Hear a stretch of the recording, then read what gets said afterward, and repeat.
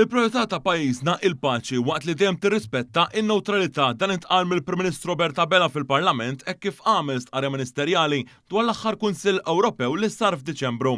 Intqal li t-tema ewlenija f'din il-laqgħa għolja kienet il-gwerra fl-Ukrajna fejn il-Prim Ministru Bella qal li matulu kellu jieħu waħda mill-aktar deċiżjonijiet diffiċli li qadħa f'dan is-summit mal-mexxejja Ewropej. Hawnhekk spjega kif il-Kummissjoni Ewropea ipproponiet li jinħoloq mekkaniżmu li permezz tiegħu l-Unjoni Ewropea tissellef flus li ġew iġġenerati minn qassi Russi li bħalissa huma sanzjonati u qed jinżammu ġewwa l-Unjoni Ewropea biex imbagħad tkun tista' issellifhom lill-Ukrajna.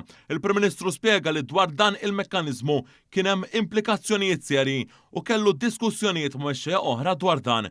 Intqal kif qabel dan is-summit pajjiżna ingħaqad mal-Belġju, l-Italja u l-Bulgarija b'dikjerazzjoni kontra dan il-mekkaniżmu. Konna favur li nagħtu nerġa' nkun ċar l-għajnuna imma mhux b'dak it-tip ta' strument. U ngħid għalhekk li bħala pajjiż konna strumentali bil-pożizzjoni li ħadna li ċertament ma milniex b'kapriċċ imma milniha b'responsabbiltà għax fil-waqt li kommessi li nagħtu dik l-għajnuna rridu soluzzjonijiet li jkunu konformi mal-liġi tal-Unjoni Ewropea, mal-liġi internazzjonali, parametri li huma prevedibbli li ipoġġu fuqna ħafna inqas riski. Fil-Parlament Dr. Bella innota kif fis-summits tal-Partit Popolari Ewropew il-kap tal-Oppożizzjoni Alex Borg qabel kontra il-pożizzjoni ta' pajjiżna anke kif ħareġ fi-stqarrija tal-Partit Popolari Ewropew.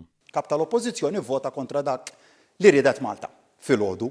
U mbagħad flaxija wara li l-Kunsill iddeċieda isset jgħid jaqbel mad-deċiżjoni tagħna.